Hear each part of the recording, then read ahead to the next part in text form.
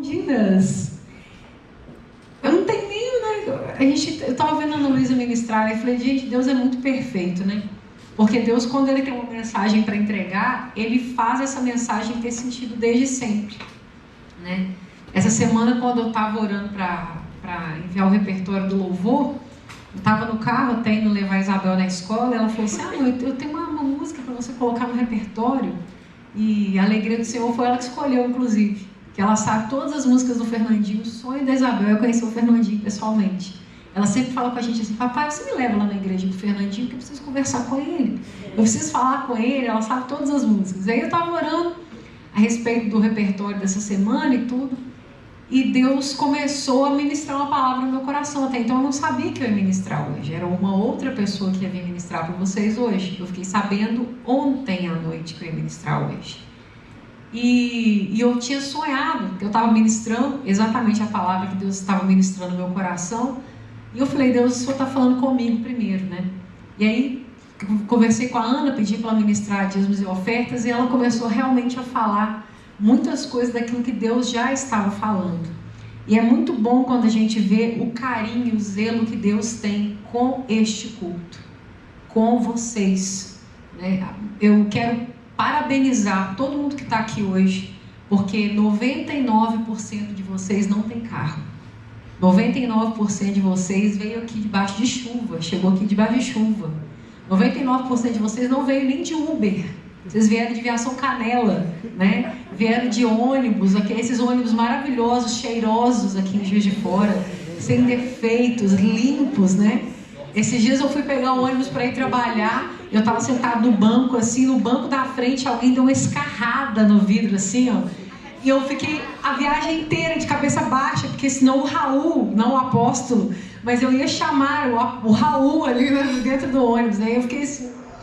Aí eu falei, mas eu levantar eu não vou, porque eu vou ficar sentadinha aqui, que eu tô cansada. E aí, mas eu quero parabenizar vocês. A gente, como pastor, a gente sempre observa algumas coisas, e dentre elas é com quem a gente pode contar. E eu não sei se vocês percebem, a gente sempre pode contar com as mesmas pessoas. A gente sempre pode contar com pessoas que estão ali, com chuva, com sol, com calor, com frio, com festa, sem festa, com comida, sem comida, dando bom, dando ruim, na fumada, no elogio, né? No dia que está todo mundo com a pá virada, no dia que está todo mundo santificado. Então eu quero parabenizar vocês por não tirar a mão do arado. Porque eu sei que Deus tem um carinho e Deus tem um trato muito especial com esse culto, né? Às vezes a gente olha e a gente acha que esse culto de sábado à noite é apenas uma atividade da igreja para ter alguma coisa para fazer sábado à noite. Mas se fosse para fazer alguma coisa, a gente podia estar vendo o Adão Negro. Entendeu? A gente podia estar, né? Você faz lá um cartão de R$12 na UCI, lá no cinema, e você paga metade, né? Para quem não estuda aí, né, como eu, né? Você paga meia. E a gente podia estar lá no shopping agora, né, vendo o Adão Negro, que inclusive eu vi ontem, é muito bom, tá? Vejam. É muito bom. Melhor ainda é a última cena pós-créditos. Quem aparece eu não posso contar, tá? Mas não é uma atividade para tirar a gente de algum lugar. Mas eu entendo que Deus tem um propósito nesse culto. Esse culto já formou muitos pastores. Esse culto já formou muitas famílias. A gente olha hoje para o Marquinhos e para a Cíntia. Cadê o Isaías? Ah, tá lá. O Isaías, a gente pode falar que é fruto da rede de jovens. Porque Marquinhos e Cíntia se conheceram na rede de jovens. Então você olha ali o frutão da rede de jovens. Talvez o seu marido está aqui hoje e você não está sabendo. Você já parou para pensar nisso? Talvez a sua esposa está aqui hoje e você ainda não está sabendo. O que eu posso te dizer é, tomara que a sua esposa já tenha nascido, né? Mas Deus tem um plano, um propósito maravilhoso para esse culto. E tudo aquilo que a gente valoriza, tudo aquilo que a gente honra, é o que a gente recebe.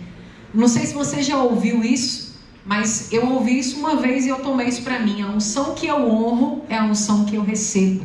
A palavra que eu honro é a palavra que eu recebo. O mover que eu honro é o mover que eu recebo. A direção que eu honro é a direção que eu recebo. Então, tudo aquilo que você honra na casa de Deus, tudo aquilo que você honra na presença de Deus, é aquilo que você vai receber. E eu estou falando isso porque já é a introdução da mensagem. A gente vive um tempo hoje de pessoas com baixas convicções ou com convicções muito rasas. Todo mundo é especialista em coisa nenhuma, né? As pessoas elas têm certeza absoluta, mas assim, ó, fulminante daquilo que elas não fazem a menor ideia do que seja. Você coloca uma foto no Instagram e se tem comentário, é alguém criticando, é alguém discordando, é alguém blasfemando, é alguém te amaldiçoando, é alguém falando, porque as pessoas elas sempre têm uma teoria, elas sempre têm uma opinião, elas sempre têm convicções. Eu não sei se você se posicionou acerca de alguma coisa e alguém com uma convicção totalmente diferente veio falar contra. E é uma coisa básica, não vou falar de política. Hoje não é dia de falar de política. Tá, eu podia te dar 22 razões por isso, mas não vou dar. Tá bom? Oi? Hoje é que dia do mês? TSE não proibiu hoje ser dia 22? Não censuraram, né? Então tá, graças a Deus. Mas vamos falar agora de Deus, tá? Eu não sei se você já se posicionou, por exemplo, em relação à sua fé. Na minha época de adolescente, era muito mais raro ver jovens crentes. E eu vou falar a palavra crente porque a gente tem que aprender o que a gente é. A gente não é neopentecostal, a gente não é protestante, a gente não é cristão, a gente é crente. E crente, gente, é aquele que crê, é aquele que acredita, é aquele que tem a convicção de quem é Cristo. E ser cristão é ser um mini Cristo, é ser um exemplar de quem Cristo é. Então o que você é? Um crente cristão, um cristão crente. E não há nada de errado com isso, não há nada de vergonhoso nisso, pelo contrário. Mas na minha época, por exemplo, de faculdade, eu fiz faculdade no Granbury, que é uma faculdade metodista. E eu achei que eu estava caindo de paraquedas, eu já era crente, já era batizada, né, já era evangélica, e eu estava crente que eu estava indo para a faculdade cristã. Lê do engano, a única coisa que não podia fazer dentro da faculdade era fumar lá dentro. Mas todo mundo saía do portão e ficava fumando no portão. E, gente, na minha sala, eu fiz faculdade com garotas de programa, eu fiz faculdade com filhos de juízes que eram viciados em cocaína, e eu vi de tudo naquela faculdade. E quando eu dizia que eu era crente, as pessoas riam mesmo. E algumas ainda falavam, mas até quando? E eu não era convidada para nada, e às vezes quando era, eu realmente não ia. Porque o pessoal da sala fazia churrasco para beber e usar droga, eu ia fazer o que lá? Não ia, né? Então eu só era convidada quando era para fazer trabalho, quando era para fazer cálculo, quando era para fazer equação, quando era para fazer derival, integrado, né? Integral e derivada. Aí eles me chamavam para fazer. Por quê? Para isso eu prestava, para isso a crente prestava. E a gente vive um tempo hoje que ser cristão já está mais na moda do que era antigamente. Eu lembro que quando eu batizei, os meninos da minha rua, a gente era muito amigo, todo mundo da minha rua brincava, e eles debocharam mesmo de mim, foram num bazar lá no Jardim Gaúcho, que tem ali na entrada do Jardim Gaúcho, compraram uma saia toda florida e me deram de presente, porque falaram que era a roupa que eu tinha que usar, né? E falavam para eu fazer coque. E eu achava que eles estavam assim brincando comigo, mas hoje eu entendo realmente que era, não é bullying não, era deboche mesmo, né? E as nossas convicções hoje, elas são muito intensas para muitas coisas. E eu venho orando a Deus, né, quando Deus vai dando temas para a igreja, Deus vai dando propósitos para a igreja, e a gente trabalha com pessoas, e eu venho orando a Deus e buscando em Deus para mim, para todas as pessoas pelas quais eu sou responsável diante de Deus. Eu falo, Deus, o que está faltando? O que está faltando para a gente? O que é? Qual o pedaço que está faltando? Porque está faltando alguma coisa. Eu não sei se você sente isso, mas todas as vezes que eu chego diante de Deus, sabe quando está faltando? Sabe quando você está com fome, dá aquela sensação de vazio, aquele buraco no estômago, aquele nó na garganta? Todas as vezes que eu vou buscar a Deus, eu não me sinto completa. Todas as vezes que eu vou buscar a Deus, eu não me sinto cheia. Todas as vezes que eu vou buscar a Deus, eu não me sinto digna. Todas as vezes que eu vou buscar a Deus, eu não me sinto pronta. Eu falo, Deus, o que está faltando? Aí essa semana, eu preparando o repertório, e aí eu comecei a escutar uma música antiga lá, e tem dia que eu estou nas bad das músicas antigas. E aí eu fico escutando música antiga. E aí eu estava lá no celular, eu estava trabalhando nesse dia, foi quarta-feira, coloquei o celular lá para tocar, e aí eu me lembrei de como eu fui batizada no Espírito Santo. Exatamente o dia que eu fui batizada no Espírito Santo. Eu estava falando com o pessoal no grupo, mandando instruções sobre o congresso, sobre jejum, sobre oração, e estava escutando música. E aí eu orando, falando com Deus, eu estava sozinho no lugar que eu estava trabalhando, e aí Deus me lembrou do dia que eu fui batizada com o Espírito Santo. Aí você pergunta, onde que você foi batizado com o Espírito Santo? Foi em algum congresso? Onde você foi batizado? Foi em algum culto, alguma conferência? Adorei sua explicação de conferência, vou usar amanhã, tá? Foi numa conferência? Foi num congresso? Foi aonde? Eu fui batizada com o Espírito Santo no ensaio de louvor, do qual eu só estava assistindo. Eu me batizei nas águas, eu tinha 12 anos. Eu congregava na Missão Reencontro com a Vida na época, que é dessa igreja, só que é um centro evangelístico que a igreja tem. E era ali na Getúlio Vargas, entre a Floriana e a rua do João Potel ali. Era ali onde é um negócio de odonto agora, uma clínica odontológica. E aí, eu estava entrando no louvor na época. Só que eu só participava do louvor nos cultos de campanha. Então eu só cantava nos cultos de segunda, quarta e sexta. Porque não tinha ninguém para cantar nos cultos de libertação. Todos os corinhos de libertação que você imaginar, eu sei. Porque foi ali que eu comecei a cantar. E eu estava no ensaio do louvor, eles estavam ensaiando e eu estava exatamente igual ela está aqui, ó. Só não estava com a perna cruzada, porque minha perna não cruzava naquela época. Eu estava bem gordinha. Aí, eu estava sentada assim com a mão no colo, meio de ladinho assim. Gente, e aí o pessoal começou a ensaiar normal. E eu comecei a falar assim, Deus, que coisa legal, né? Um dia eu quero servir ao Senhor assim, um dia eu quero fazer isso. E eu queria fazer isso. Era um sonho que estava no meu coração, que eu também nunca tinha falado para ninguém. Eu também nunca tinha contado para ninguém. E naquele momento que eu estava sentada, igual ela está assim, ó, num canto assim mesmo, o pessoal do lado de cá, eu me lembrei que quando eu tinha 11 anos, eu comecei a desenvolver um tumor debaixo da língua. E começou a sair tipo como se fosse uma íngua, depois essa íngua foi ficando comprida e deu um tumor dentro da minha boca. E meu pai tinha saído de casa, a minha mãe não estava muito bem psicologicamente, então, sinceramente, ela não deu muita atenção para minha enfermidade na época. Ela achou que fosse uma íngua e que ia passar. Só que aquilo só crescia e aquilo só piorava. E eu comecei a ter dificuldade para falar. Em frente à casa onde eu moro hoje, casada, eu morava lá antes também, quando eu era criança, tinha uma Deus e Amor, uma igreja Deus e Amor. E aí tinha um pastor lá que orava muito alto. E ele me irritava. Mas aí eu falei assim, mas ele me irrita, mas ele pode orar por mim. E aí eu fui lá na igreja e fiquei no último banco, assim, no canto. E eu lembrando disso tudo, enquanto eu estava no ensaio. Eu comecei a lembrar disso. E eu falando com Deus, Deus me usa, Deus me usa, Deus me usa, Deus me usa, porque eu quero servir ao Senhor. E aí eu lembrei que esse pastor chamado Pastor Adalto, ex-presidiário, com uma história de vida arregaçada, mas que Jesus tinha alcançado lá no Ceresp. E o cara era fogo mesmo, era manto, era replanáceas, o cara de oração, só não tinha coque, entendeu? Mas era do manto. E eu cheguei lá e fiquei no coisa assim. E eu tava calada, e só o pessoal lá em casa que sabia do problema que eu tava desenvolvendo com esse tumor na boca. E aí no canto assim, ó, debaixo da língua. E tava feio já. Aí ele falou assim, olha, Deus e Amor é assim, né? Deus está me dizendo que tem alguém aqui no nosso meio, que é uma moça. E você está com um tumor dentro da sua boca. Você não diz nada para ninguém, você está com vergonha, mas Deus quer sarar você porque Ele tem um propósito através da sua boca. Através da sua boca o nome dele vai ser glorificado. Essa enfermidade veio para a sua morte, mas Deus quer te salvar disso. Aonde está essa vida?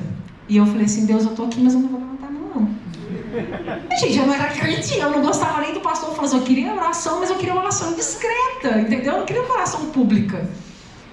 Aí, alguém levantou a mão, ele falou assim, você tá com tumor na boca?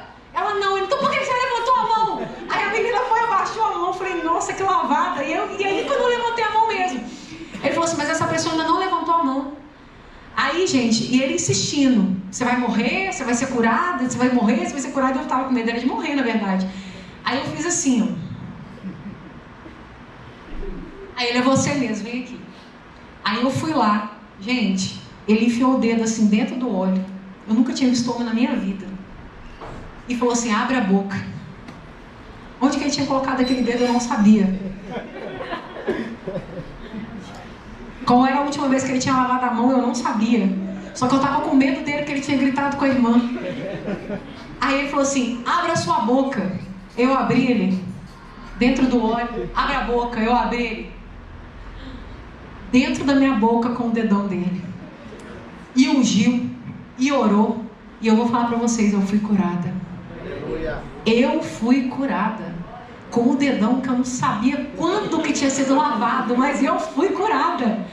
E ele me deu uma palavra aquele dia, ele orou por mim, sabe? Depois a minha mãe acabou ficando amiga dele, ele ajudou muito a minha mãe no processo de depressão que a minha mãe teve, muito sério, depois que meu pai saiu de casa. Minha mãe ficou tão depressiva que ela desenvolveu várias doenças, inclusive ela deu derrame cerebral. Você tem uma ideia, assim, sabe? O emocional dela estava péssimo.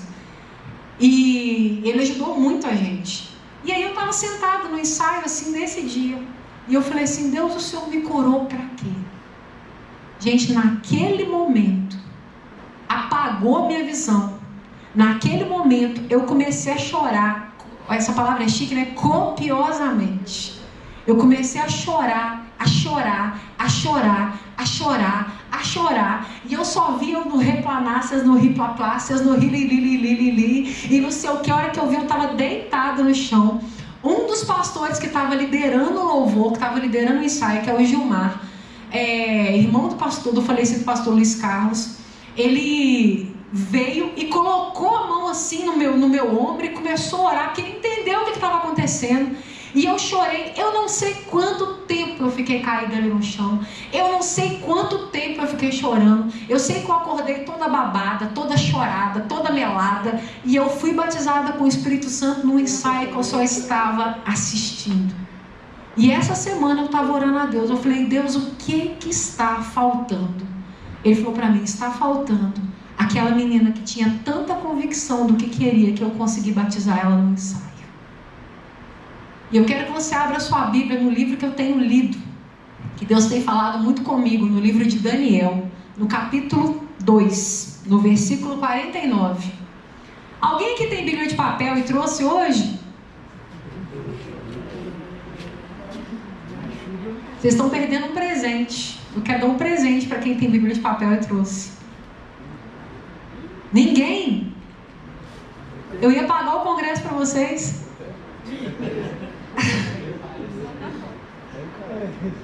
Não? Quem tem Bíblia de papel, levanta a mão. Quem não tem, compra uma Bíblia de papel para vocês, gente. Marca ela tudo de canetinha, é tão bom, sabe? Abra sua Bíblia em Daniel capítulo 2. Eu não vou demorar não, tá, gente? Versículo 49. Diz assim, ó: a pedido de Daniel, o rei pôs Sadraque, Mesaque e Abdênego como administradores da província da Babilônia, mas Daniel ficou na corte real. O rei Nabucodonosor mandou fazer uma estátua que media 27 metros de altura por 2,70 metros de largura e ordenou que pusessem na planície de Durã, a província da Babilônia. Depois ordenou que todos os governadores regionais, os prefeitos, os governadores da província, os juízes, os tesoureiros, os magistrados, os conselheiros e todas as outras autoridades viessem à cerimônia de inauguração da estátua. Todos eles vieram e ficaram de pé em frente à estátua para a cerimônia de inauguração. Aí o encarregado de anunciar o começo da cerimônia disse em voz alta: povos de todas as nações, raças e línguas, quando ouvirem o som das trombetas, das flautas, das ciras, das liras, das harpas e de outros instrumentos musicais, ajoelhem-se todos e adorem a estátua de ouro que o rei Nabucodonosor mandou fazer. Quem não se ajoelhar e não adorar a estátua será jogado na mesma hora numa fornalha acesa.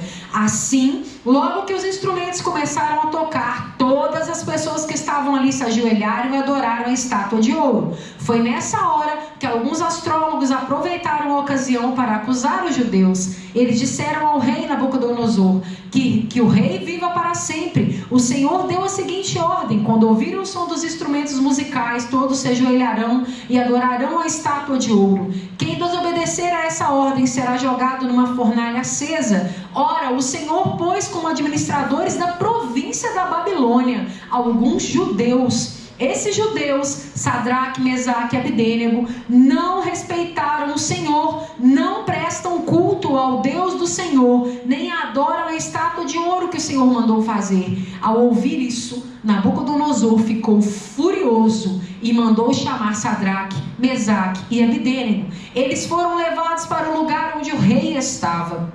E ele lhes disse: é verdade que vocês não prestam culto ao meu Deus, nem adoram a estátua de ouro que eu mandei fazer. Pois bem, será que agora vocês estão dispostos a se ajoelhar e adorar a estátua logo que os instrumentos musicais começarem a tocar? Se não, vocês serão jogados na mesma hora numa fornalha acesa. E quem é o Deus que poderá os salvar?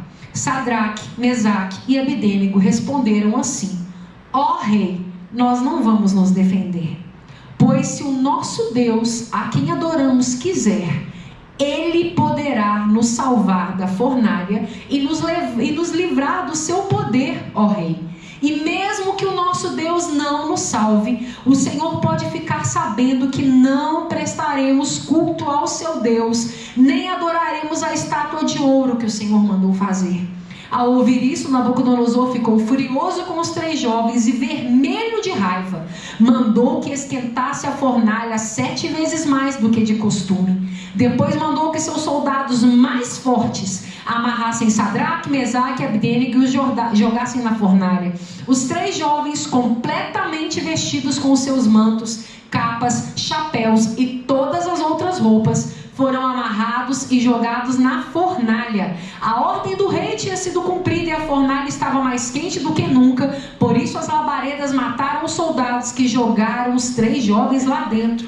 E amarrados, Sadraque, Mesaque e Abdênego caíram na fornalha. De repente, Nabucodonosor se levantou e perguntou, muito espantado, aos seus conselheiros: não foram 3 os homens que amarramos e jogamos na fornalha?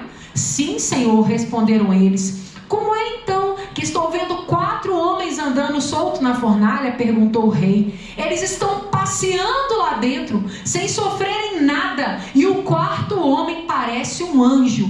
Aí o rei chegou perto da fornalha e gritou: Sadraque, Mesaque, Abdênego, servos do Deus Altíssimo, saiam daí e venham cá. Os 3 saíram da fornalha e todas as autoridades que estavam ali chegaram perto deles e viu que o fogo não havia feito mal nenhum a eles. As labaredas não tinham chamuscado nem um cabelo da sua cabeça e as suas roupas não estavam queimadas e eles não estavam nem com cheiro de fumaça. E o rei gritou: que o Deus de Sadraque, Mesaque e Abdênego seja louvado. Ele enviou o seu anjo e salvou os servos que confiam nele. Eles não cumpriram a minha ordem, pelo contrário, escolheram morrer em vez de se ajoelhar e adorar um Deus que não era o Deus deles. Por isso eu ordeno, e aí ele diz que todas as pessoas que não adorarem a esse Deus sejam punidas. O rei então reconheceu a autoridade daquele Deus. O livro de Daniel, ele tem muito a ver conosco, com quem nós somos, com quem vocês são. A Bíblia começa descrevendo Daniel, a Bíblia começa falando sobre Daniel. E o rei Nabucodonosor, ele não batia muito bem nas ideias, não. Tanto é que ele ficou 7 anos louco, se comportando como um animal, amaldiçoado, perturbado mesmo.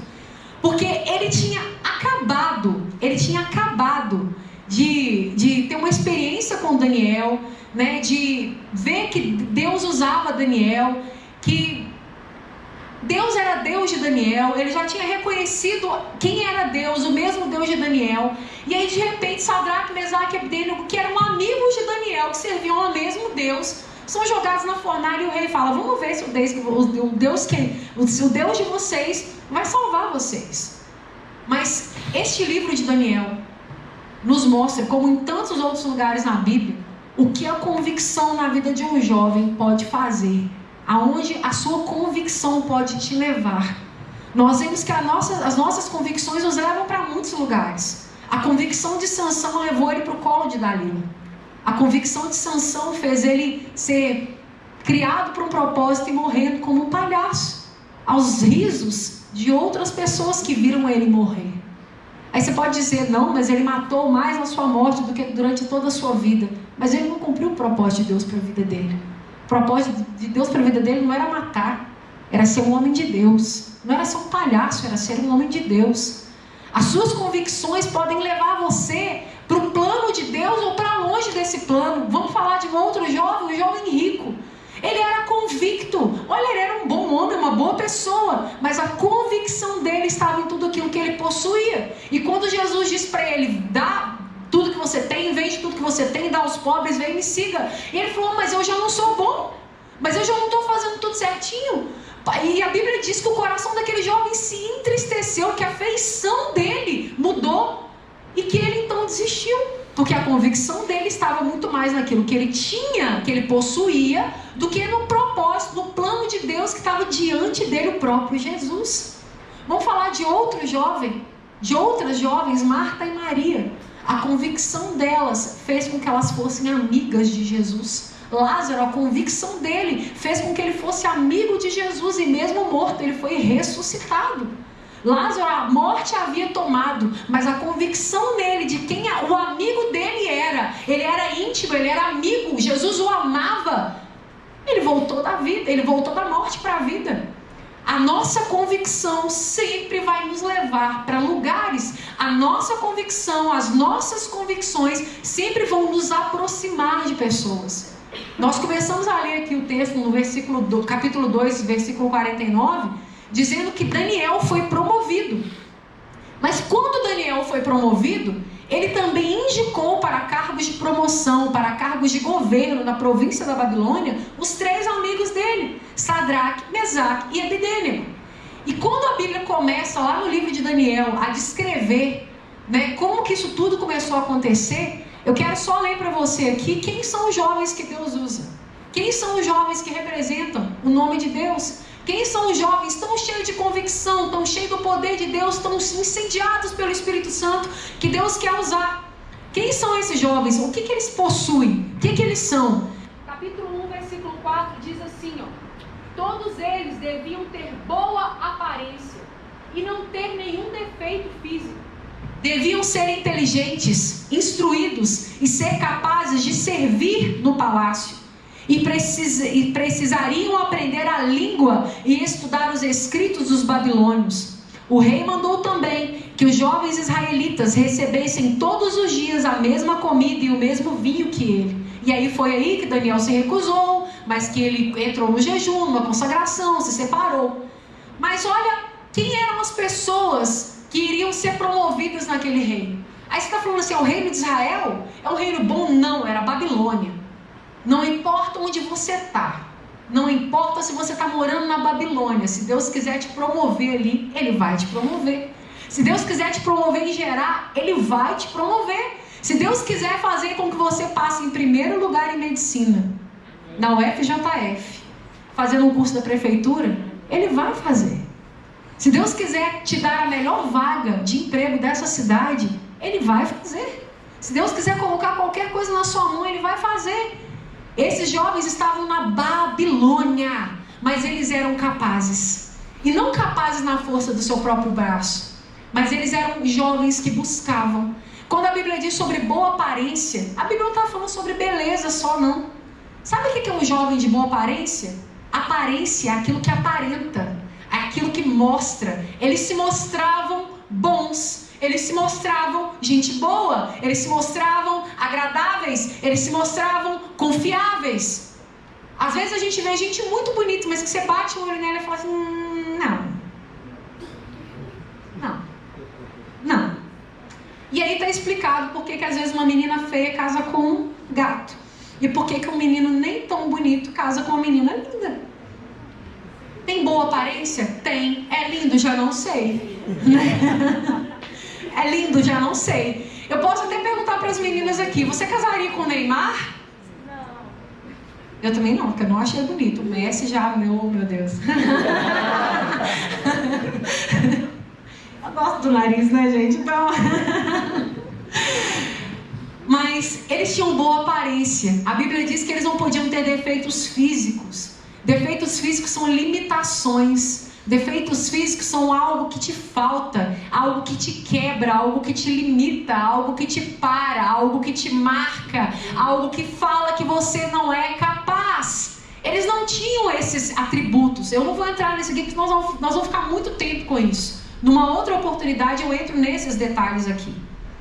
Mas a Bíblia diz que eles tinham que ser capazes de aprender, tinham que ser capazes de estudar, tinham que ser capazes de buscar. E outra, a Bíblia diz que esses jovens tinham que ser capazes de servir. Os jovens que Deus quer usar são os jovens que são capazes de servir. Enquanto a Ana Luísa estava orando, eu estava olhando ele passar um pano seco aqui no altar. Todo mundo concorda que o pano molhado limpa mais. Mas o nosso pastor mandou no grupo do diaconato, passa em pano seco.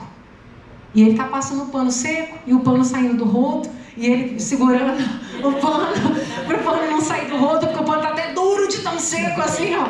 O pano está mais arranhando o chão do que limpando. Mas eu olhei para ele e meu coração se alegrou, porque ele foi obediente à palavra que foi liberada para ele. Passe o pano seco. Enquanto a gente está sentado, tem gente contando oferta. Enquanto a gente está sentado, tem gente aqui intercedendo. Enquanto a gente está sentado, tem gente passando pano. Porque os jovens que Deus quer usar são os jovens capazes de servir. Os jovens que Deus quer usar são os jovens capazes de servir no palácio. E qual é o nosso palácio? Qual é o palácio que Deus tem nos dado? Qual é o palácio que Deus tem colocado para você? É muito bom se Deus nos colocasse sempre em Buckingham, né? Se Deus colocasse a gente sempre em castelos assim, ó, estupendos, chiquérrimos. Se Deus colocasse sempre reis gentis, né? Para a gente servir. Se Deus colocasse sempre lugares aconchegantes, lugares bons. Mas esses jovens tinham que se preparar ao máximo para servir num lugar que não era digno deles. Para servir a um rei que mandaria eles para a fornalha. Para servir a um governo que não acreditava naquilo que eles mais amavam, que era o Deus deles. Você já parou para pensar que esses jovens se prepararam por 3 anos? 3 anos. Estudando, malhando, correndo, academia militar mesmo, sabe? Ali, ó. E assim, gente, não romantize a Bíblia. Deus não usava um homem frouxo. O homem da Bíblia é homem mesmo. Não tem alvará para ser gay, tá? Não tem. Então eles passavam ali 3 anos ralando, 3 anos pagando preço, 3 anos aprendendo idioma, aprendendo sobre a cultura. Para quê?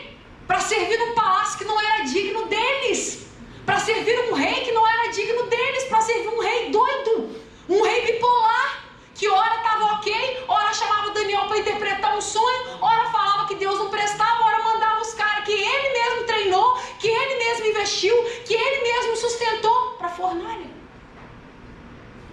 E o rei ficou tão chateado, porque esse rei aqui era colérico e sanguíneo, né? Era um rei emocional.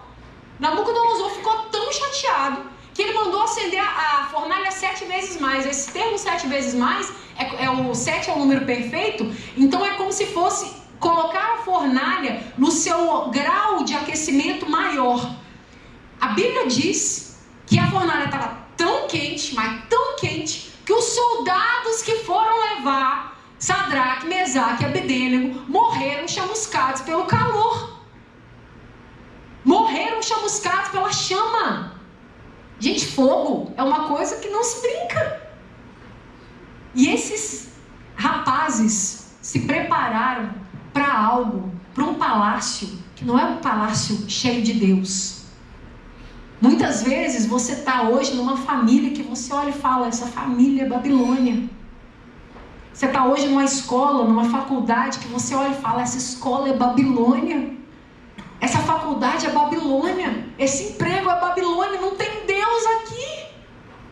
Não tem Deus. Você olha para os seus pais e fala assim, cara, eu estou pagando preço. Gente, isso é uma realidade dentro da igreja.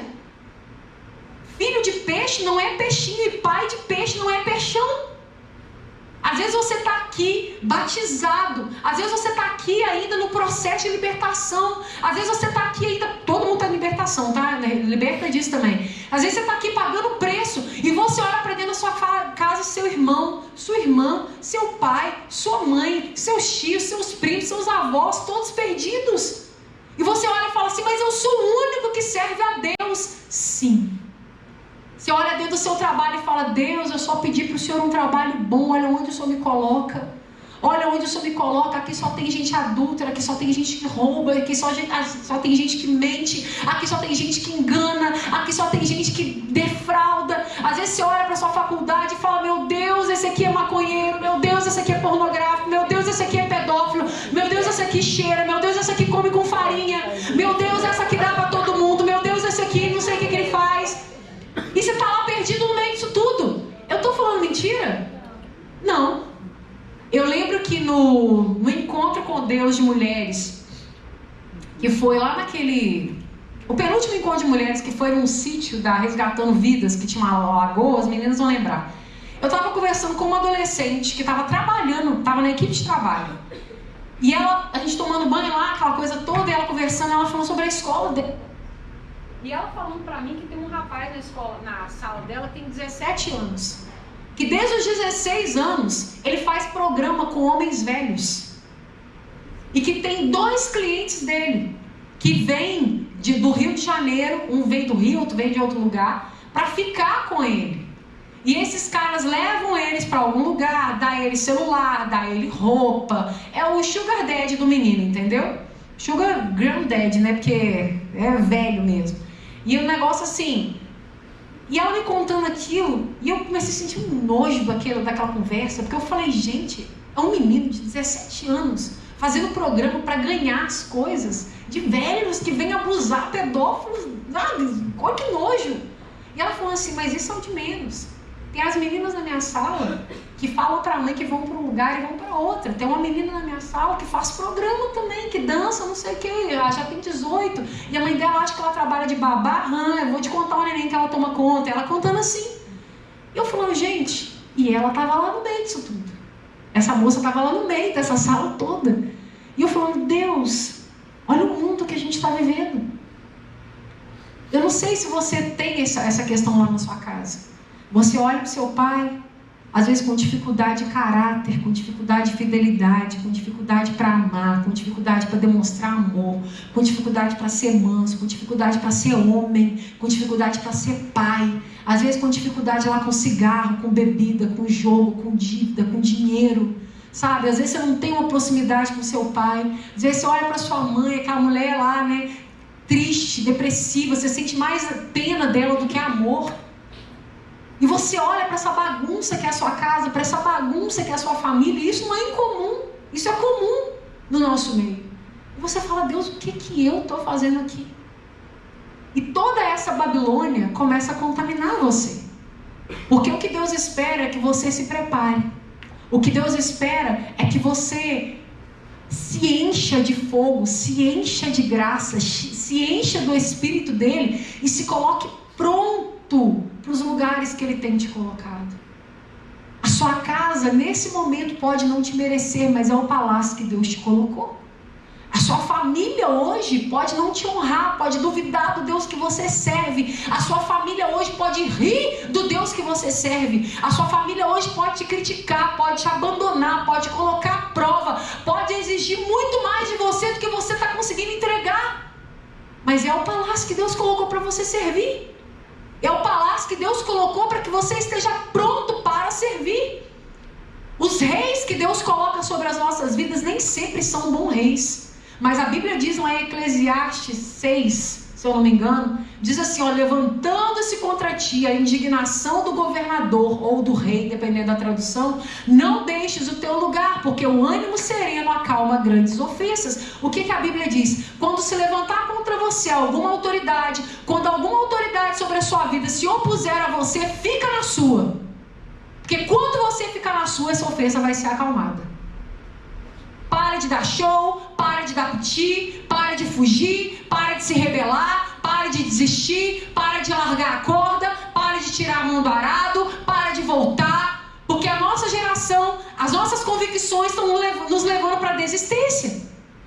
Quanta gente que estava aqui no nosso meio que já desistiu de ser crente, desistiu de ser filho de Deus, desistiu de ser uma pessoa de bem, desistiu de esperar em Deus, esperar um marido, esperar uma esposa, esperar um relacionamento. Tem tantos jovens no nosso meio com uma vida desgraçada, sabe por quê? Porque não esperam, porque não confiam, porque não vivem com Deus. Vivem nas suas próprias convicções, vivem do seu próprio modo. E aí você olha para o lado e fala, não, mas essa igreja está muito aquém do que deveria estar.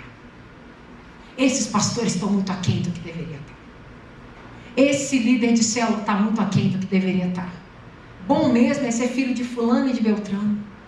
Porque os meus pais, eu queria estar trabalhando em tal lugar, eu queria estar estudando em tal lugar, eu queria estar fazendo cursinho em tal lugar, eu queria estar trabalhando, prestando serviço em outro lugar. Mas você está exatamente onde você deveria estar. Você nasceu exatamente na família que você deveria ter nascido.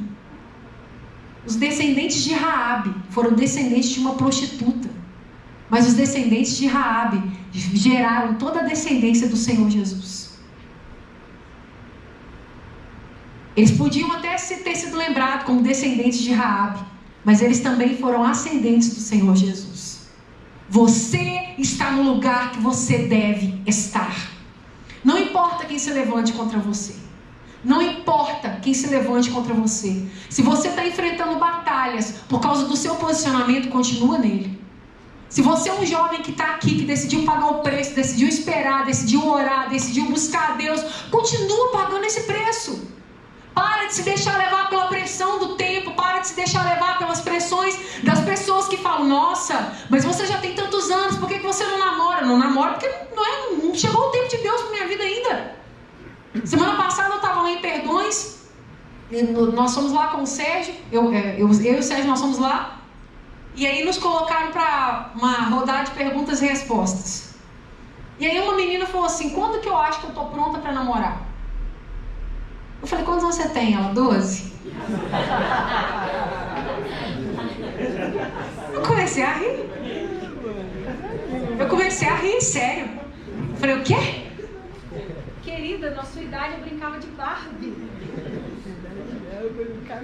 Eu falei, olha, você não tem condição. Eu falei, com todo respeito, você não tem condição nem física de namorar. Você não tem condição financeira, nem moral, você não tem psicológico, você não tem maturidade, você não tem tempo para isso. Vai curtir sua vida, vai estudar, vai meter a cara nos livros, vai viajar, vai curtir sua família. Tô olhando a Lu ali atrás, ó. Quando a gente era solteira, a gente almoçava junto, a gente dormia uma na casa da outra. Eu ia lá pra casa dela sábado de manhã para ajudar ela a arrumar a casa, porque a mãe dela só deixava ela sair depois que ela arrumasse casa. Casou, acabou, gente. Casou, acabou. Quando ela casou, eu ainda era solteira, eu tentei desmamar, eu fui dormir na casa dela algumas vezes, até eu me tocar que eu tava de vela lá, né? Ela recém-casada, eu querendo, Lu, deixa eu dormir na sua casa. Até o dia que eu falei, gente, esse barulho aqui tá meio estranho, eu acho que eu tô sobrando. Eu tô sobrando nessa casa. E aí, sabe, esse tipo de pressão, sabe, você vai continuar do jeito que você tá, você vai continuar fazendo o que você tá fazendo. Às vezes você está aí, pagando preço, juntando seu dinheiro, estudando, fazendo cursos, se aperfeiçoando. E tem gente falando, você vai estudar para quê, gente?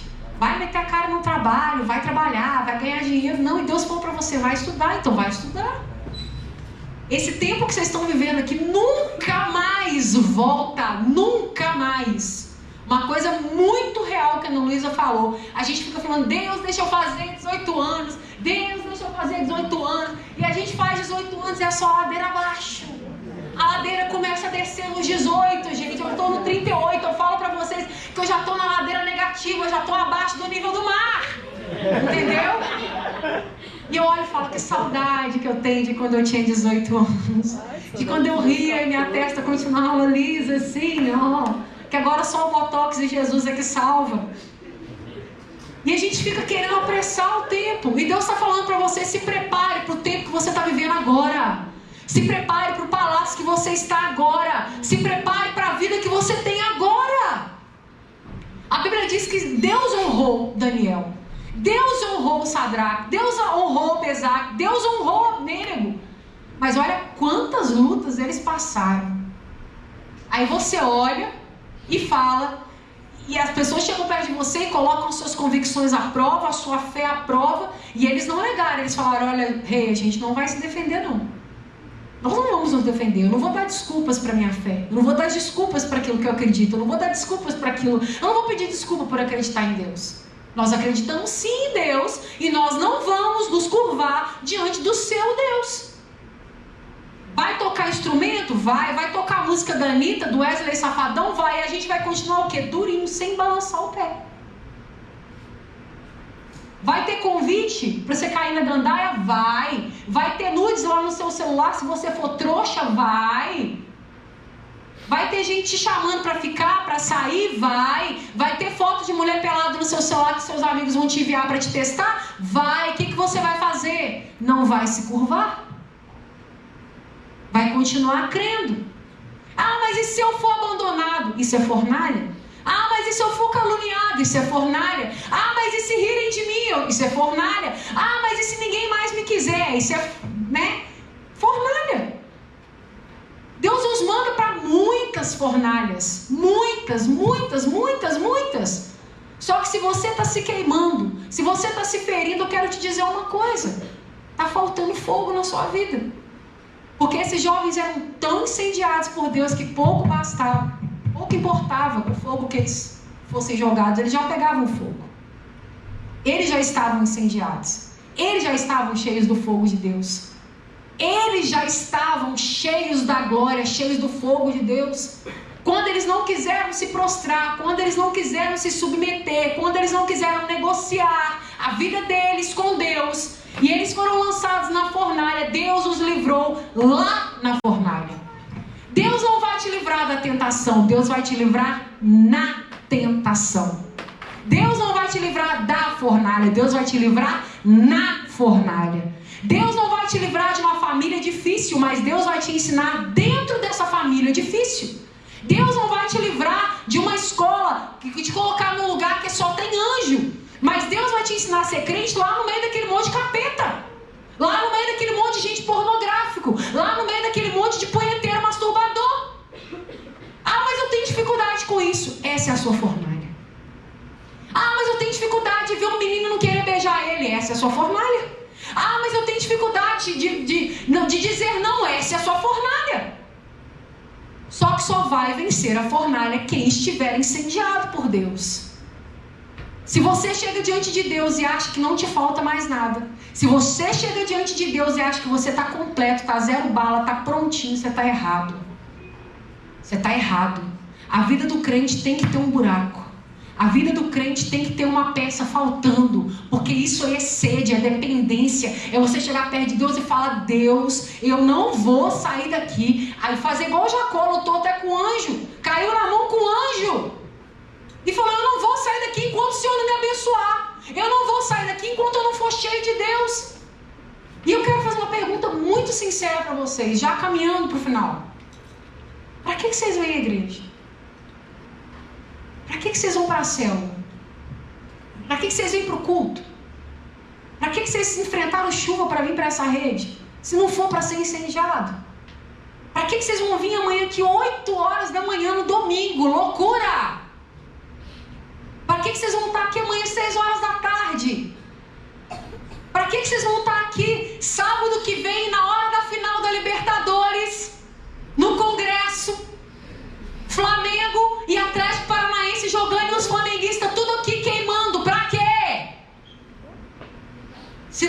para deixar Deus te queimar, você está errado.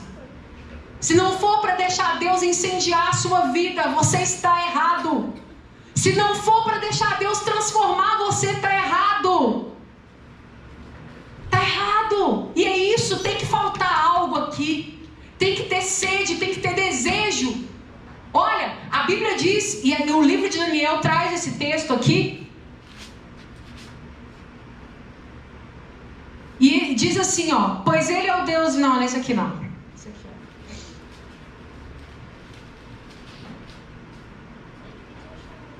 ó. Lá em Daniel 6, pode coisar aí. 26. Eu ordeno que todas as pessoas do seu reino respeitem e honrem o Deus que Daniel adora. Pois ele é o Deus vivo que vive para sempre, o seu reino nunca será destruído, o seu poder nunca terá fim. Ele socorre e salva, no céu e na terra, ele faz milagres e maravilhas. Foi ele quem salvou Daniel, livrando das garras dos leões.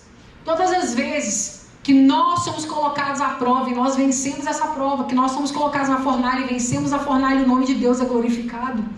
O que a sua vida está fazendo para Deus hoje? Será que você está sendo um jovem que glorifica a Deus ou que envergonha a Deus?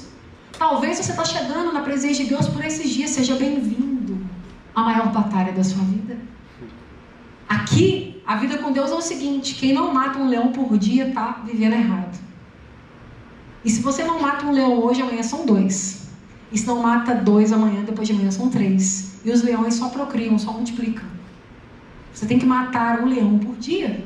Hoje você mata a sua carne, amanhã você mata a sua vontade, depois de amanhã você mata o seu desejo. Quando a Ana Luísa disse aqui que ela não tinha dito para ninguém o que ela queria, né, e que era um sonho do coração dela e tal, mas que ela vivia por direção, eu já contei isso para vocês. Eu me lembrei que o meu maior sonho profissional, desde criança, era ser policial federal. E quando eu fiz 18 anos, eu falei, chegou a minha vez de ser policial federal. Chegou a minha vez de entrar para a polícia, chegou a minha vez de ser investigadora, chegou a minha vez, eu tenho 18 anos. E aí fiz minha inscrição para a prova da Polícia Federal, fiz a primeira prova e passei. Eu falei, eu sei porque eu sou F mesmo, eu passei mesmo, eu quase fechei a prova de matemática mesmo, agindo Deus quem impedirá, e não sei o que, e tarará, e estava me sentindo a mais F da vida, até que Deus falou, não é meu propósito. E aí, como diz o Abraão, taruru. Todas as vezes que eu falo uma coisa, que ele me pergunta uma coisa que eu não deixo, ele olha pra mim, taruru. E aí eu fui murchando. Mas eu comecei a viver por uma direção. Eu trabalhava no escritório de advocacia, tinha 6 anos que eu trabalhava lá. Quem me levou para lá foi a Lu. Eu fui trabalhar em Gerar. Eu entrei nesse escritório porque eu fui fazer faxina. Eu tinha saído de uma empresa e esse escritório estava vindo para Juiz de Fora e precisava de uma faxineira para limpar todo. Aí a Lu me ligou e falou assim, ó amiga, tem um escritório que vai abrir aqui no 3º andar, trabalhava no 1º, que tá precisando de uma faxineira, você não quer vir aqui não? Ué, tô indo aí, tô em casa mesmo. Aí fui lá, fiquei 1 semana limpando todo o andar, todo o escritório e tal, e aí fiz amizade com os advogados, e eu tava formando em técnica de administração na época, e eu fiquei lá nesse escritório. E assim, esse escritório tem altas histórias. A Lu ia para lá na hora do almoço para poder falar com o Júnior lá no Paraguai, ameaçando ele de morte. Se você não casar, você vai morrer, você volta logo. Mas foi uma bênção um tempo. Só que chegou um tempo que eu estava na faculdade e aí apareceu uma oportunidade de eu ir lá para Belgo. Foi para Belgo. E aí eu até cheguei lá fazer entrevista. E aí Deus falou comigo que não era para eu ir, que era para eu continuar onde eu estava. Eu falei, nossa Deus, mas lá é muito melhor, eu vou ganhar mais, vai ser uma bênção. E eu continuei onde eu estava, porque Deus falou que não era para eu ir para outro lugar. E aí, passados uns dias, eu estou terminando já, passados uns dias, o escritório deu uma pane geral nos computadores. E o menino que cuidava do sistema do escritório era maconheiro, ele chamava Alex. Não sei que Deus o tenha, porque eu nunca mais vi ele. E o Alex sumiu. Naquele tempo, nem todo mundo tinha celular, né? Era a época que a Oi veio pra cá, tinha Oi 31 anos, aquelas coisas tudo, né? E aí eu liguei pro Alex, nada do Alex, liguei pro Alex, nada do Alex, e a gente cheio de coisa para fazer, os meus patrões lá em Santa Catarina, do escritório lá, e eles me atazanando a vida, e eu atendia só senhor de idade, e velho não tem paciência, eles queriam me matar, eles queriam saber dos negócios, e aquela confusão toda. E aí eu falei, Deus, o que eu faço? Deus falou assim, liga pro Lucas Sakai, lá em Belo Horizonte, que era um amigo que eu tinha, que também é programador, de um grupo de amigos cristãos que a gente tinha. E aí eu liguei pro Lucas, falei, Lucas, em nome de Jesus, Lucas, me ajuda, eu preciso, tá acontecendo isso, o maconheiro do Alex sumiu, e não me dá satisfação, e não sei, ele nem conhecia o Alex. Eu falei, eu tô chorando aqui e tal, Lucas, olha, eu não sei. Isso eu tinha obedecido a Deus, não tinha ido para Bel, tinha recusado, que era para começar 2 dias depois. Já era para começar, e tinha ficado no escritório. Eu não sei fazer isso que vocês estão precisando aí, mas eu conheço quem sabe. E me passou o MSN dele. E foi assim que eu conheci o Sérgio. Porque eu obedeci a Deus. Foi assim que eu conheci o Sérgio. Na época eu tinha namorado, na época ele tinha namorado. E aí eu chamei ele, a Lu tá aqui, ela lembra disso, dessas épocas todas. Eu chamei ele e falei, olha, o Lucas lá de Belo Horizonte me passou o seu telefone. Ele, Lucas, é o Sakai. Ah, tá, o Sakai. Me passou o seu MSN. E eu lá, me passou o seu MSN e ele falou que você sabe fazer isso, que você sabe arrumar isso e tal. E ele tava lá em Londres na época, morando com a família dele lá. Tinha namorada, tinha noiva na época. E aí ele falou, me ajudou, e eu agradeci, perguntei para ele quanto que era. Ele falou, não, nada não. Eu falei, olha, então muito obrigado. Será que eu posso deixar o seu MSN então salvo aqui? E qualquer coisa que eu precisar, eu posso te chamar? E ele muito educadamente falou, olha, não estou disponível para ficar prestando favor toda hora não, tá? Não tenho tempo para ficar prestando favor toda hora não. E aquele coice, gente, marcou a minha vida. E o tempo passou. O MSN dele ficou lá, e eu com medo de chamar ele me dá um coice, mas o Alex voltou, saiu das maconhas dele, ficava cuidando lá. E eu obedecendo a voz de Deus. Tinha oportunidade, fui para Camilo dos Santos fazer uma entrevista na Camilo dos Santos. Era para trabalhar numa área comercial de telefone. A minha professora fez entrevista comigo, estava tudo ok. Ela só perguntou, você gosta de telefone? Eu falei, não. Ela, então você não serve para vaga. Continuei eu no escritório e ele lá na MSN.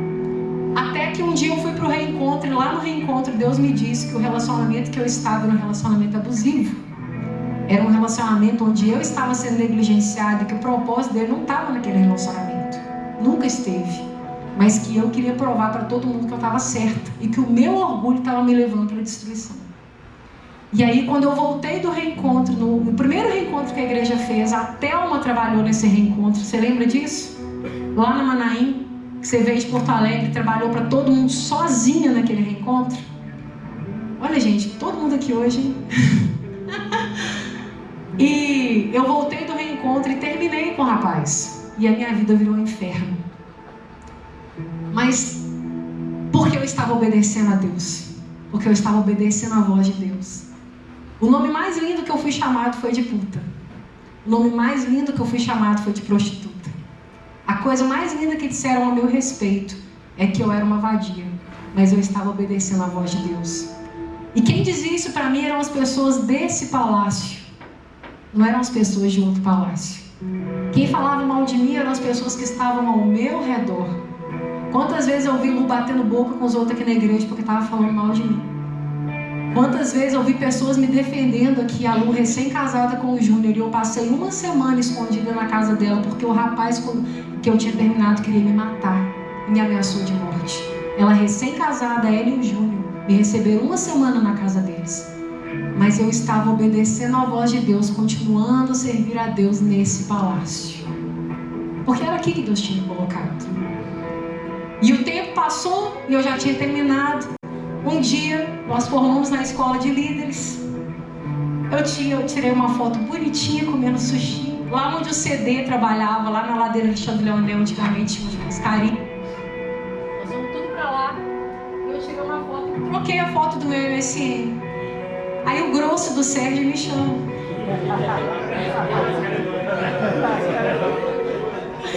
Oi, tudo bem? 15 anos de casamento já, gente. E eu fico pensando, tudo isso porque eu ouvi a voz de Deus. Ouvir a voz de Deus é a melhor coisa que você pode fazer. Não negar suas convicções é a melhor coisa que você pode fazer.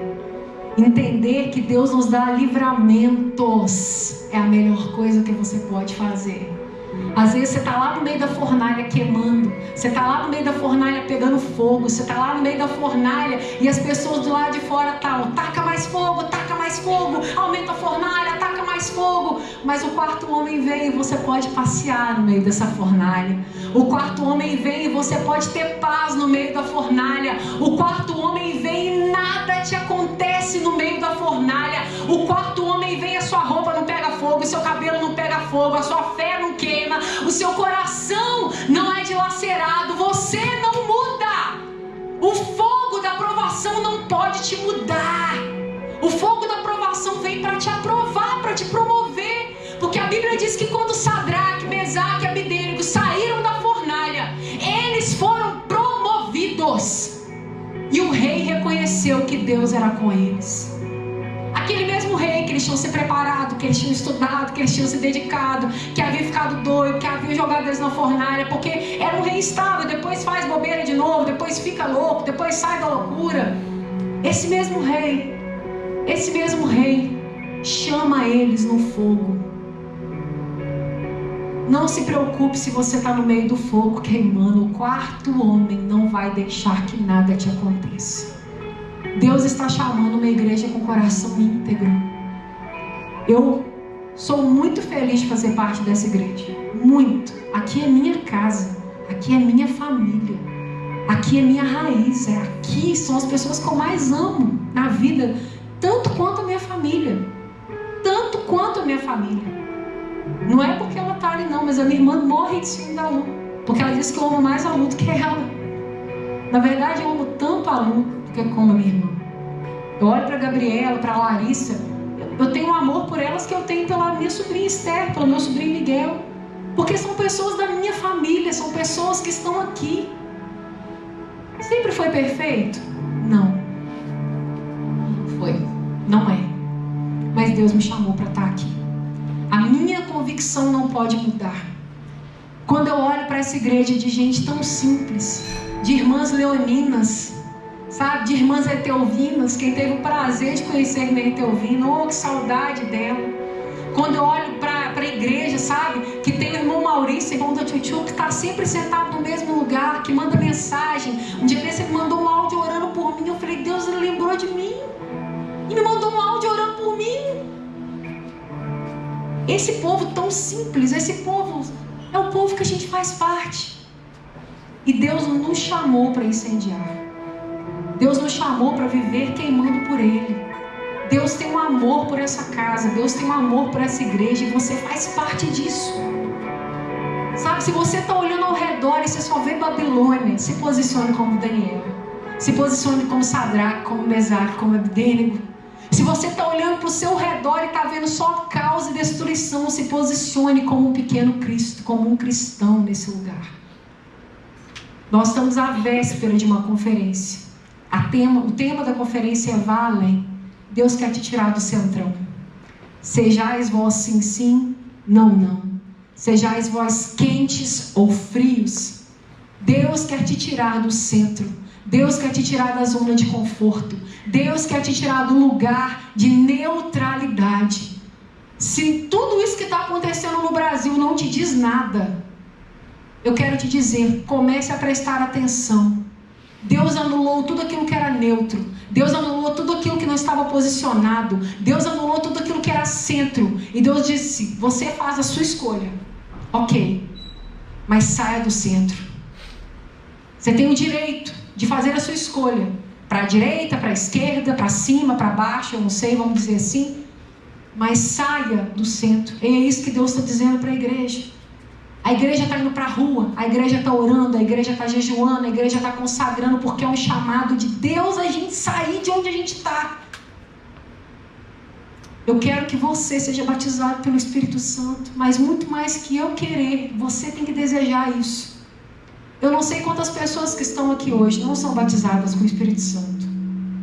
Talvez você já desceu as águas, talvez você já batizou, talvez você já está aqui na igreja há tanto tempo, mas o Espírito Santo ainda não te batizou com o fogo dele. Não ache que isso é normal, não ache que isso é rotina. Seja uma geração que deseja, Deus, eu amo a glória do Senhor, eu amo a presença do Senhor, eu amo os momentos com o Senhor, eu amo o Espírito do Senhor, e eu quero esse Espírito na minha vida. O que vai fazer a diferença na sua vida não é quantos diplomas você tem, mas quanto de Deus você é. Você é. O missionário Paulo Roberto não tinha nenhum diploma, mas olha o que ele fez. O Bispo Wilson não tem nenhum diploma, mas olha o que ele faz. A missionária Gracinha não tem nenhum diploma, mas olha onde Deus colocou ela. Deus colocou ela em lugares que ela nunca fez questão de estar. Porque se você conversar com ela, ela diz: eu nunca fiz questão de estar, eu nunca fiz questão de ser, mas Deus me usou. Uma mulher simples, com um coração simples, despretensioso, mas cheio de Deus. É isso que Deus quer fazer. Deixa Deus usar essa simplicidade do seu coração. Deixa Deus usar essa idade que você tem, esse tempo que você tem. Porque você tem esse tempo. Você tem um tempo que infelizmente eu não tenho mais. Você tem um vigor que infelizmente eu não tenho mais. Por mais que eu me esforce, por mais que eu queira, você está anos-luz à frente de mim.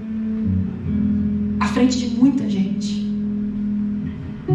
Venha para cá para ser cheio de Deus. Vá para sua casa para ser cheio de Deus lá. Vá para os pés de Deus para ser cheio dele. E não se conforme. Não se dobre. Não se curve ao regime de Babilônia, ao Deus da Babilônia. Não se curve aos padrões. O que Deus mandar você abandonar, abandone. O que Deus mandar você chamar para perto, chame. O que Deus mandar você fazer, faça. Ai de mim se não tivesse. Ai de mim se não tivesse ouvido o Senhor. Ai de mim se não tivesse terminado o meu namoro quando Ele disse termina. Ai de mim se eu não tivesse abandonado amigos quando Ele disse abandona. Ai de mim se eu não tivesse deixado de frequentar lugares quando Ele disse deixe de frequentar. Ai de mim se eu não tivesse aberto mão de coisas quando Ele disse abra mão, dê, doe. Quando eu terminei o meu noivado, eu estava com a casa toda comprada. Só faltava o vestido para casar. Tudo. Minha casa estava toda mobiliada. E eu deixei tudo para trás. Eu não quis nada. E ainda o que ficou comigo, o Senhor disse: leva para o monte e queime. Quem esteve comigo lá em Santa Efigênia, na campanha, sabe por que eu tenho tanto zelo com aquela igreja? Porque a igreja inteira foi comigo para o monte, lá no bairro São Geraldo. Queimar tudo aquilo que fazia a respeito do meu relacionamento. Porque eu falei: Deus, eu quero queimar. Eu quero queimar. Ai de mim se eu não tivesse obedecido a Deus. Você acha que eu estou falando só sobre o Sérgio? Estou falando sobre o Abraão. Estou falando sobre a Bebel. Eu teria filhos, mas não seria o Abraão. Não seria a Bebel. Eu teria um marido, mas não seria o Sérgio, esse homem. Ah, não é ele que está ali. Estou precisando de óculos mesmo, gente. Sabe? Ai de mim se não tivesse obedecido a Deus. Obedeça a Deus. Mesmo que o palácio que você esteja servindo não seja o ideal. Não seja aquilo que você sonhou, não seja aquilo que você pediu. Deus vai te honrar. Amém? Eu quero orar por você. Fique sobre seus pés. Desculpa eu ter passado um pouquinho do horário, mas eu não quis cortar na Luísa antes, porque eu não sei se você concorda, a palavra dela foi sensacional, né? Nunca mais vou falar conferência do mesmo jeito. Eu queria que você desse a mão a essa pessoa que está do seu lado. E nós vamos orar uns pelos outros. Eu não sei qual que é a sua... Vem cá, dá a mão, pessoal. Menino bonito, gente. Eu não sei qual que é a sua dificuldade hoje, qual que é a sua dor hoje. Mas eu sei de uma coisa: Deus quer te promover. Mesmo que seja na fornalha, mesmo que seja no meio do fogo, mesmo que seja acusado, mesmo que seja deixado de lado, Deus quer te promover. E a sua prova vai te aprovar. Mantenha seu coração reto diante de Deus. Não se curve diante dos sistemas, das imposições, dos julgamentos, do que as pessoas pensam, do que elas falam. Muito mais do que alguém pensa, se importe com o que Deus pensa a seu respeito. Feche seus olhos. Eu queria que você colocasse a sua vida diante de Deus hoje. Eu quero que você coloque a sua vida diante de Deus e fale: Deus, eu preciso receber mais da tua glória. Eu preciso receber mais do Senhor. Eu preciso receber muito mais do que aquilo que eu tenho vivido. Eu preciso sair do meio. Eu preciso sair do centro. Eu preciso sair desse lugar de conforto, desse lugar de comodidade. Eu preciso ir além, Senhor. Eu tomo posse dessa palavra. Oh Deus, em nome de Jesus, Pai, eu oro por jovens que aqui estão. Deus, eu oro por esses jovens que aqui estão, separados e marcados pelo Senhor. Meu Deus, em nome de Jesus, Pai, às vezes o lugar que eles estão, o lugar que eles vivem, o meio que eles estão, Pai, é Babilônia. É um palácio corrupto, é um palácio, Senhor, que adora outros deuses. É um palácio difícil, com pessoas, ó Pai, que não os valorizam, que até mesmo não os merecem. Mas Deus, o Senhor colocou eles ali com um propósito. Cada um aqui tem enfrentado uma dor, um problema, uma causa diferente, tão difícil, Senhor, para um quanto é para o outro. Meu Deus, mas o Senhor é Deus, que mesmo na fornalha, o Senhor nos livra. Mesmo em meio ao mais ardente fogo, o Senhor nos tira, sem que mal nenhum, sem que dano nenhum nos aconteça. Por isso, Senhor, eu te peço, toma esses jovens nas tuas mãos. Meu Deus, e que o coração deles não se corrompa, que eles não se prostrem diante de outros deuses, diante de sistemas, diante de ideologias, diante de imposições, diante de falsas doutrinas, diante de falsas ideias, diante de mentiras, de enganos. Meu Deus, que o Deus deles seja o Senhor, que o Deus deles seja o Senhor, que a voz do Senhor venha direcionar a vida deles. Meu Deus, assim como a Ana disse, quando o Senhor colocar eles lá em Gerar, num lugar pequeno e desacreditado, que seja lá mesmo que o Senhor venha honrá-los. Quando o Senhor colocar eles em Babilônia, que seja lá mesmo que o Senhor vai honrá-los. Meu Deus, não importa o lugar que nós estamos, importa quem o Senhor é, importa quem o Senhor é, importa que o Senhor é um Deus poderoso e fiel, importa que o Senhor nos chamou, importa que o Senhor nos sustenta, importa que o Senhor nunca nos abandona. Não importa, Senhor, nada mais nos importa.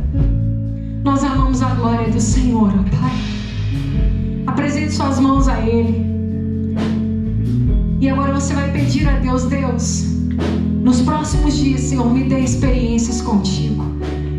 Jovem, eu quero te dizer, se você ainda não é batizado com o Espírito Santo, coloque isso como meta na sua vida. Precisa haver um divisor de águas na sua vida. O Senhor precisa te marcar, o Senhor precisa te selar, o Senhor precisa te marcar com o fogo dele. A sua vida nunca mais será a mesma. Se você ainda não é, coloque isso como alvo. Ah, mas eu não sou batizado nas águas. Se o seu coração já foi batizado pelo Senhor, Ele pode sim te batizar. Coloque isso como alvo, coloque isso como desejo de ser cheio do Espírito dele, de ser cheio da vida dele, de ser cheio da graça dele. Pega a mão desse jovem que está aí do seu lado, vire-se para frente dele, e você agora vai abençoar a vida dele, clamando a Deus para que ele tenha uma experiência com o Senhor. Vire-se de 2 a 2 ou de 3 a 3, vire-se de frente para ele, ore por ele, ore por ela. É hora, gente, vamos levantar nossa voz. Diga a Deus, em nome de Jesus, Pai, dê uma experiência para esse jovem, dê uma experiência para essa moça, dê uma experiência para esse rapaz. Algo, Senhor, que saia apenas de um momento, saia apenas de um dia, saia apenas de um horário, algo que seja contínuo e crescente. Meu Deus, nós clamamos pelo fogo do Senhor, nós clamamos pela marca do Senhor, nós clamamos pelo batismo do Senhor, nós clamamos, ó Pai, para que mesmo em meio ao fogo a nossa fé não se abale, para que mesmo em meio às dificuldades nós não sejamos atingidos, não sejamos consumidos, mas, ó Pai, em nome de Jesus, Senhor, em nome de Jesus, Senhor, Senhor. Em nome de Jesus, Senhor. Em nome de Jesus, Senhor, nós te pedimos. Marque esses jovens, cele esses jovens, separe esses jovens, levante esses jovens. Pai, nós sabemos que o Senhor ama esta igreja, que o Senhor ama essa casa, que o Senhor ama este trabalho, que o Senhor tem um amor imenso por esse trabalho. Pai, quantos pastores, quantos líderes, quantas famílias já foram geradas aqui. Pai, que com eles não seja diferente, que com eles não seja diferente, que com eles não seja diferente. Pai, que eles sejam gerados aqui, que eles sejam enraizados aqui, que eles sejam forjados aqui. E quando o Senhor forja é com fogo, quando o Senhor forja é com força, quando o Senhor forja é com pressão, quando o Senhor forja, Pai, muitas vezes o Senhor usa até de violência, mas o teu amor nos faz e nos refaz, nos faz e nos refaz. Por isso, Deus, nós te pedimos que os próximos dias sejam dias de intensa glória, de intensa marca, de intenso mover sobre a vida desses jovens. Nós profetizamos, Senhor, em nome de Jesus, ó Pai, céus abertos sobre os jovens dessa igreja, em nome de Jesus, em nome de Jesus. Priorize essa semana. Vamos chegar na convenção orando, jejuando, consagrando. Coloque diante de Deus tudo aquilo que você vai buscar nessa conferência, tudo aquilo que você vai buscar sexta-feira à noite, sábado de tarde, sábado à noite, porque você só vai encontrar aquilo que você sabe que está buscando. Se eu disser para vocês, gente, eu preciso que vocês achem essa caneca, vocês vão procurar essa caneca. Vocês sabem o que você vai procurar na próxima semana? Coloque isso diante de Deus, porque quando você souber, você vai achar. Quando você souber aquilo que você quer, é isso que você vai achar. Ore durante essa semana, jejue durante essa semana, leia a Bíblia durante essa semana, busque em Deus. Se você não consegue fazer isso sozinho, peça ajuda. Mas chegue semana que vem aqui, na sexta-feira, sedento. E quando nós começarmos a adorar, os céus não resistam. Os céus não resistam e venham sobre nós. Eu creio, nós seremos batizados. Eu creio, nós seremos salvos. Eu creio, nós seremos tocados, porque Deus tem um plano de amor conosco. Amém? Muito obrigado por estar aqui até agora. Muito obrigado por vir debaixo de chuva. Muito obrigado por honrar os seus compromissos. Muito obrigada por fazer parte da história dessa casa. Quem vai recompensar vocês não é nenhum de nós. Quem vai recompensar vocês é o Deus, o quarto homem da fornalha. Ele vai recompensar cada um de vocês. Amém? Deus abençoe vocês. Até amanhã.